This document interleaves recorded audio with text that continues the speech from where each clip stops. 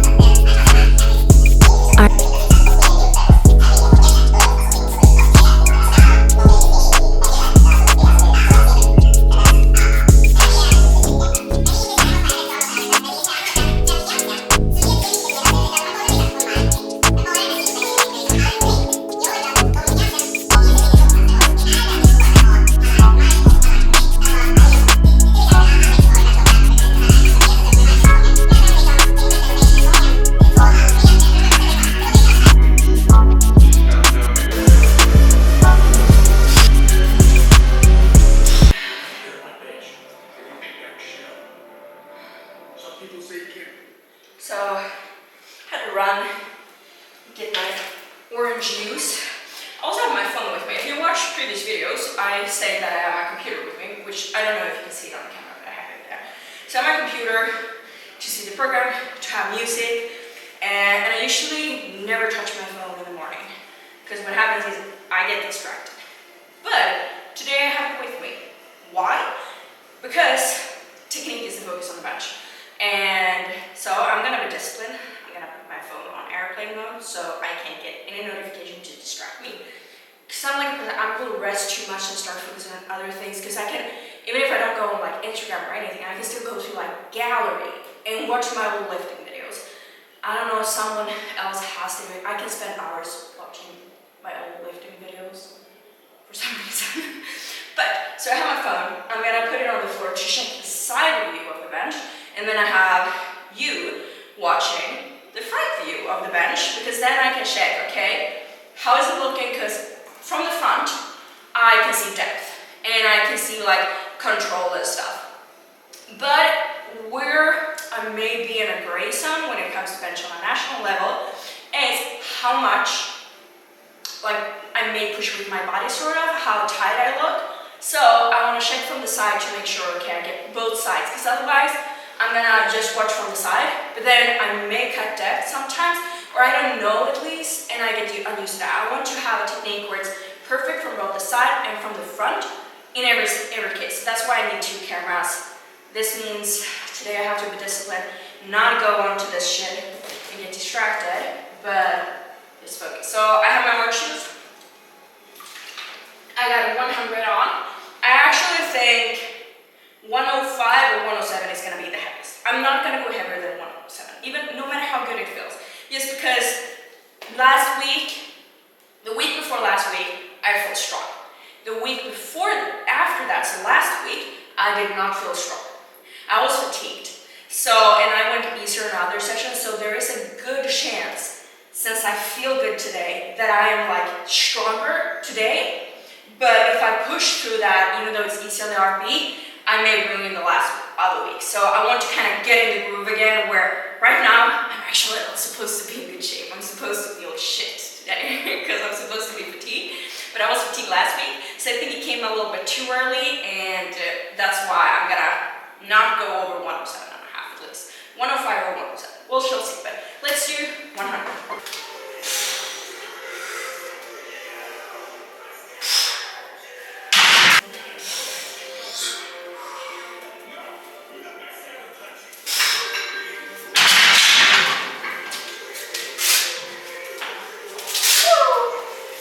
Alright, so that felt very good, actually, like crazy.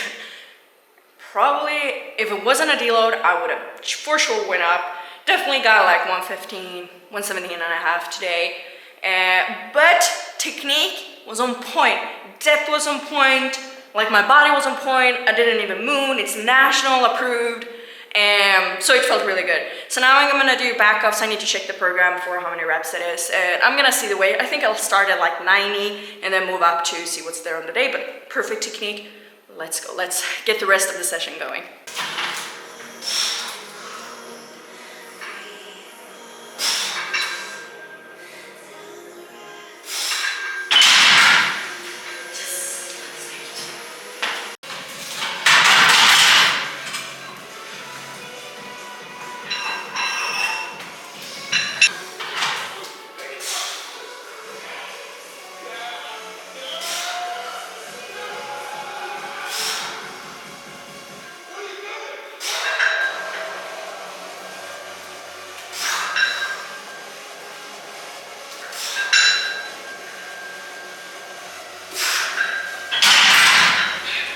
Sorry in advance if the sound is bad in this one, because it didn't turn down the music. That was 97 and a half. So I chose that for 6. I think it was the second set. The first one, as you saw, I just forgot to load one of the sides. So I noticed that when I tried lifting the bar out, so I checked the program. Yesterday when I had squats, I was so convinced that I had a top double. So, because I had so in the last program. So I didn't even check. I did my top double, and then I needed to check how many reps I had, and saw, oh shit, it was supposed to be a top single. That was like, okay, today, I did the top single at 107, and then when I was supposed to check the program to see how many reps I had for the back offs, I saw that I didn't have a top single today. I had a top double today. So, and it wasn't at RP6 either, it was at RP7. So I retook 107.5 for a double. And it actually felt great. It actually felt like an RP7. So it was like an RP6 for 1 rep, but for 2 reps it was like an RP7. So I did my top double, so that was good. Technique was perfect. Felt so good. Technique feels perfect and so good on these backups too. So I got 1 more set and then I got some close grip bench. I need to check if it's feet up or feet like down, or spot out or like regular touch. I'm gonna check, but I'm gonna do the last set. I'm gonna send from the side view for you so you can see what's like perfect technique for the national level. And so let's get going with that and see.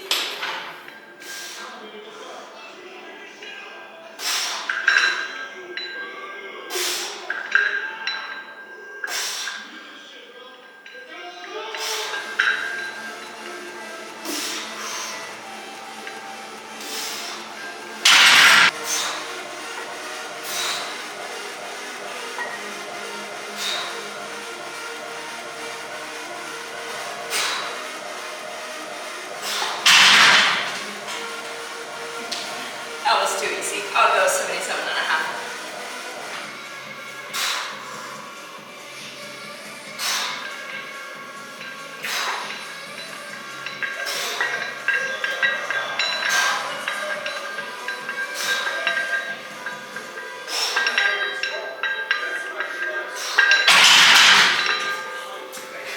That also was easy, but I mean, it's supposed to be easy, so I won't go up. I'm gonna do 2 more sets of this, then we're gonna tricep pushdowns, and we're gonna be done.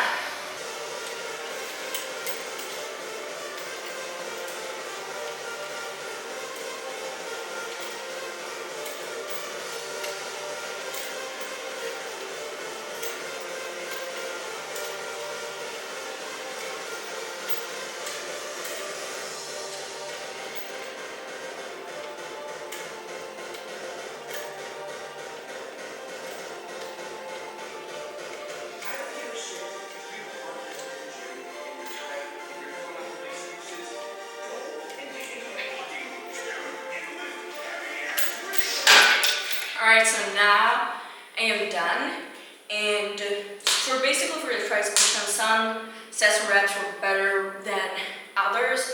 I'm trying to get a better felt so that I can like see my mind to muscle like connection, because sometimes after a while what I can notice is I start like using my rear delts and upper traps a little bit instead of like just a tricep. I think that's like when I get tired. So it was supposed to be like a heavy RP and some more close to failure. However, I decided to like go a little bit easier so that I can like maintain technique, because otherwise the heavier it gets is the more I'm gonna go like up here and I won't get to it. So like basically for my, since some reps I still got up here, that's like an indication for me that still it was like probably for my triceps like an RP instead of taking in terms of like heaviness. But I'll definitely go up next week because it was easy.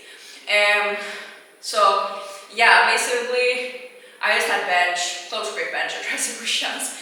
The one thing now, so usually, like in off seasons and everything, I do like a lot of like, not a lot, some extra accessories. Like last week, I did a lot of extra push-ups and get more like in control with my body weight. I did a lot of like extra rear delts, a lot of extra biceps, curls. Not rear delts, but like shoulders. I did a lot of like extra core, like all that. I never add like anything extra for legs because that fatigues me so much, but I usually add a little bit extra. However, now that I'm getting close to a meet, and like I said, I'm not going all out for nationals, so I could keep it up still because I got another meet in the future, and which I'll tell you about later sometime.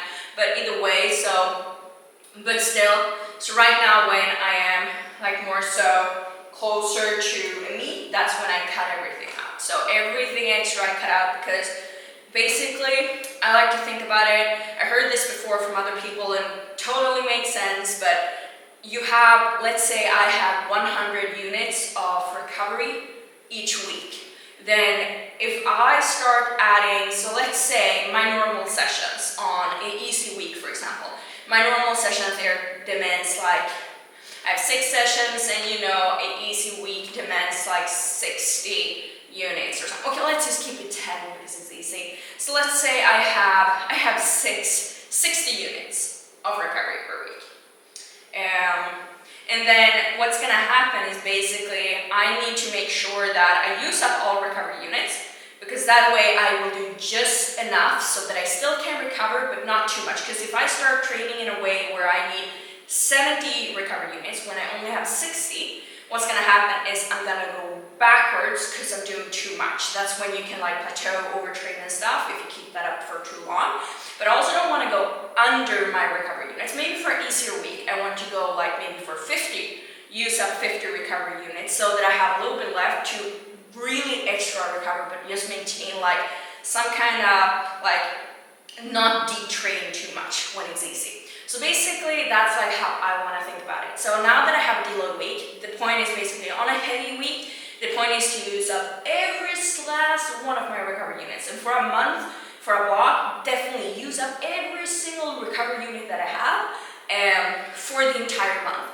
But that's the thing, if I only have X amount of recovery units in me for each week or each 4 weeks, then what is, or for each half a year or month or whatever, what's gonna happen is if I start adding some things in, even if it's a simple thing, let's say I start adding in some bicep curls. Yes, biceps is a small muscle, it's easy to recover from, so it doesn't really matter. However, if I am already at my limit of recovery units, what's gonna happen is, even if it's just biceps, I'm gonna go above the recovery units that I have, especially when you're like in a peak, when you are walking on that limit, when you're moving on to a meet, you definitely want to walk on the limit. When you're supposed to like peak your strength and get to a competition or test your max weights, you want to go on the limit, you want to be on the line. You don't want to be a single recovery unit under, but you also definitely don't want to be a single recovery unit above. It's better to be one recovery unit under than above. So I want to be on the line. And you know, if I'm on the line and I add in just a single thing, like just one extra set of something, that's gonna use up maybe just one more recovery unit, but that can be something that just causes my overall recovery during the week, for the next week session, to stall a little bit.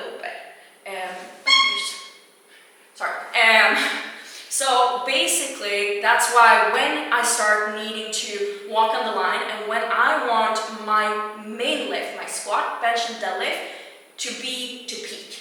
When I want those to really improve, because right now when I'm moving to a meet, I don't care if my tricep pushdowns increase so much in strength. I care if my squat, bench, and deadlift moves up. So if I start adding in a lot of like extra shoulders and extra biceps, then my recovery is on my upper body is not going to be the same, which may cause the weights in the bench press to go down. When you're in an off season, however, that's more so okay, because like you don't have to be in top shape or do your top weights or PR in an off season on your bench, for example. So you could like focus on putting on more muscle mass overall and maybe be a little bit more fatigued for bench, but putting on more muscle mass. But that means when you get in close to a meet, when you want your bench press to be the strongest lift, then you will have to sacrifice a little bit of the other ones to make sure like your recovery units are used to improve or recover what's needed in the bench press, and not like, I don't care, like, but I need to train my biceps to some amount, but I don't like need to really train my biceps like a bodybuilder does. So for example, that means that when I'm close to a meet, I don't want any like recovery unit more than necessary to be used to recover my biceps. I want as much as possible to go into recover my bench press. So that's why right now I'm cutting back on all the extra stuff. I used to do rucking. So rucking is when you carry a heavy backpack. I used to do that like 2 times a week, or at least one time per week. I used to have like 10 kilos in the backpack and we'd go for a long walk. Uphill and through hills and stuff, and I'm cutting that out. I also used to do intervals on the bike once a week. I'm cutting that out. Like all of the small things that not like slow walks, which I need to do because otherwise, and rehab, because otherwise my back and knees fucked. And also like, you know, my main movements. But that's then I know that whenever I just do what's programmed for me, I increase a lot. I usually feel way better in my main lifts when I just do like what Yogi gives me. When I do add extra stuff in, it's a good like long term because I build more mass and stuff, but my top leg, main lift is gonna go down a bit. So that's basically what I'm doing right now, and that's why it's a deload session. Like it's a deload week, making sure I get good technique and recovery in and everything, and making like right now I want every lift to be easy and good to comp standard, and I don't want anything else to come up. So I'm making sure I get my walks-ins and stuff, and I'm doing this, but I make sure I don't add extra stuff because it's easy when you're in a peak and when you're close to competition. That's when you're like, now it's time to work hard. And I've done this 1,000 times, and that's when I peak like shit. Like I don't even peak, I'm just weaker on meet day. And that's because I start going heavy and pushing myself. I start adding things and feeling like an athlete, working hard, working my ass off. And then all of a sudden I'm weak on meet day because I get like too far above my recovery units. However, like last year, the best peak I've ever done, I got injured like 6 weeks out. When we moved here and the floor here was sloped and I didn't know, so I deadlifted it on it and it felt really bad. And adding to that, we didn't time like the walks that we did, and when we moved, like I didn't get into a routine of walking and doing my rehab, so I didn't do my rehab, I didn't walk as much, and I deadlifted it on an uneven floor and I hurt my back again. It's a back injury I already had, but what happened was like I had to skip, like squats and deadlifts were painful, I had to skip like a squat session, and I had to like go over like really easy weights and gradually increase the weight. But what happened was I got to a point where I kind of got, not back, but like did kind of good weights, and then I could increase like 5 to 10 kilos from there each and every week. And like the week before the competition, and like before the taper week, I PR'd in every lift. And on the meet day, I was my strongest ever, and we totally undershot like everything because I was so strong. And because I didn't like realize that, and that's when I went really easy on everything. I didn't add anything extra just because I was injured, and that's what I know. So when I want to be at peak strength and my top strength in my main lifts, I'm gonna cut other things out. However, for most of the year, if I'm on off season and stuff, I'm not gonna do that so much because getting some extra training in and I can be fatigued, especially for like upper body mainly, because upper body is easier to recover from, doesn't demand as many recovery units. Also, my weakness is like my upper body. And yeah, that's it for today. One thing I read this morning that I thought I would share is because I read every morning, and currently I'm reading a book like on Stoicism that's really, really good. And I haven't read this one before, but I read a lot of Stoicism. But either way, one of the things you may have heard is what's up to me and what's not up to me, basically what's in your control. But I can't really rephrase it and quote it perfectly, but it was, a man is better understood, like the man in action. So a human being in action is better understood as an archer. So we practice as hard as possible. And to make like our aim second nature, to shoot the arrow, to do archery becomes second nature. It becomes like an art that we can do almost unconsciously. That's how we practice. We do our best. We practice as much as possible. We try to refine our art. However, we know fully well that when we draw the arrow, or when we draw the bow and release the arrow, all we can do is make the aim to the best of our abilities. However, then after you release the arrow and the arrow is flying, there's so much outside of your control that can happen. There can be wind, there can be people, like there can be a moving target, like all of the different things. So we can only aim to the best of our abilities from the practice that we have had, and then we don't really control if the arrow meets actually where it hits the target or if it even hits the target. So what is meant by that, and that I take with me, I've read this 1,000 times before, I'm very well known in this, but it's a good reminder that I always try to remind myself of, is basically you don't always control the outcome. You can practice and do your absolute best in what you control. So training wise, what do you control? You control what you eat, You control that you go to sleep at the right time, that you give yourself good a good opportunity to sleep well. You control that your technique and lifts start to come standard, and that you follow your program. You don't go too heavy, you don't go too light, but you follow the program. You control how you're walking, those kind of things, and your mindset. But then on the day, for example, if you're competing, there's gonna be competition, and you don't control your competition. There's also gonna be externals outside of your control. Maybe your bag doesn't come with you from your home, it gets lost on a flight to a competition, for example, and then you don't have any equipment, maybe you don't have any food, you're in another country or whatever, you don't know where to find food, you can't find the food you want, you don't have a refrigerator at a hotel, so you can't really buy the food that you wanted.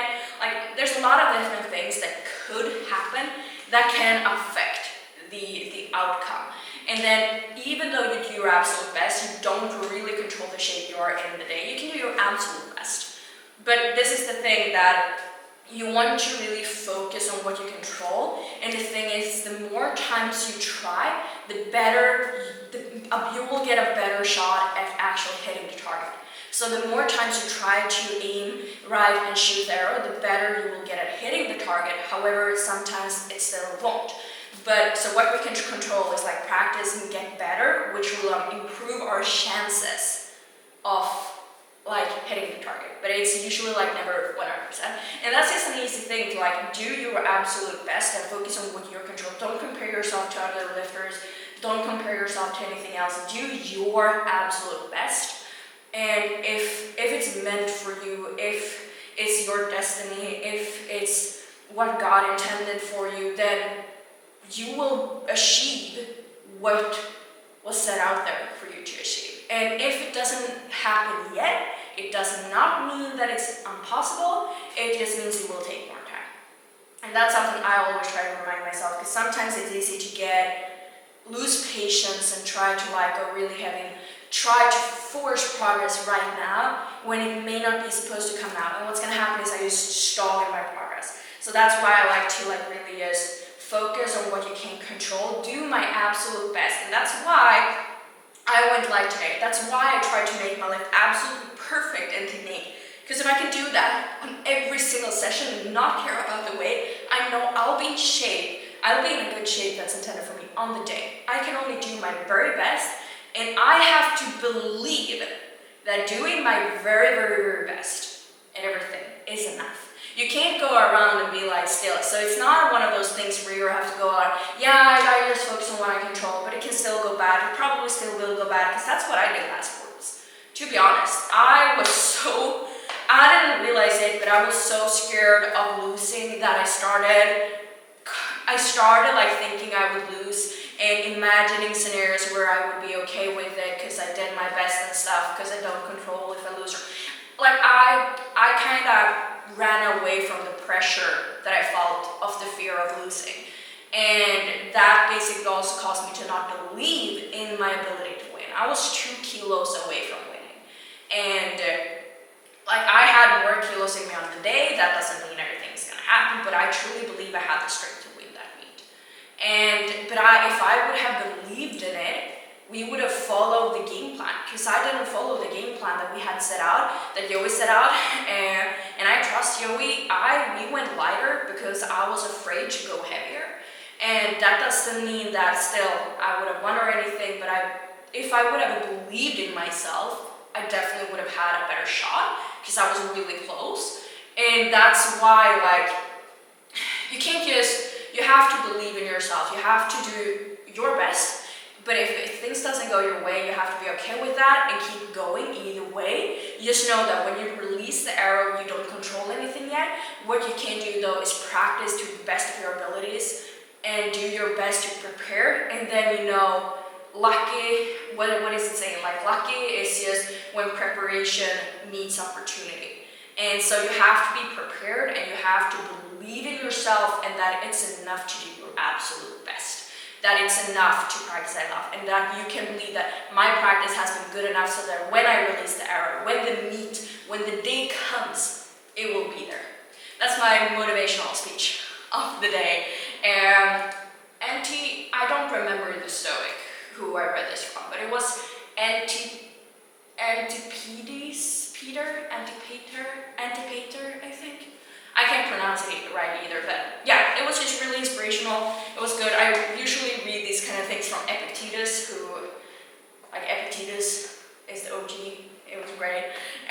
But either way, I hope that inspired some of you. Now I actually need to go inside of work.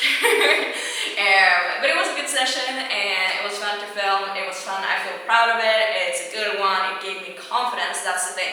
Trying to build momentum, and this session definitely gave me a lot of confidence because technique was perfect and the weight was still good. So it was better than I expected, and I'm happy about that. So with that said, thank you for watching. Take care of yourself. I will see you in the next one. And the next video is actually gonna be this week as well.